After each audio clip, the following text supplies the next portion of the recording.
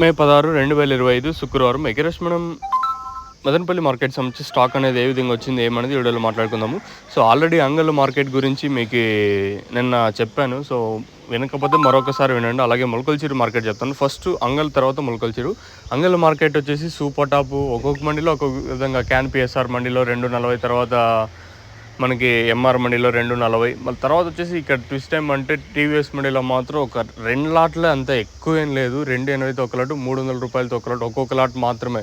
అంటే ప్రతి ఒక్కరికి ఈ రేట్లు అయితే కూడా మీరు ఈ రేట్లు కన్సిడర్ చేసుకొని జస్ట్ ఫార్మాలిటీకి మీకు చెప్తాను జరిగిన సిచ్యువేషన్ నేను అంగల్ వచ్చేసి. ఇంకా అలాగే ఇది అంగల్కి సంబంధించి రేట్లు వచ్చేసి యావరేజ్గా అంతా అంగల్ మార్కెట్ 220, 230 రూపాయల వరకు మాత్రమే. ఇంకా ములకల్చిరు మార్కెట్ కొంచెం పర్లేదు, నేను 200 రూపాయల వరకు మార్కెట్ అయితే జరిగింది. యావరేజ్గా ములకల్చిరు మార్కెట్ వచ్చేసి 150, 160 రూపాయల వరకు నేను ములకల్చిరు మార్కెట్ అయితే జరిగింది.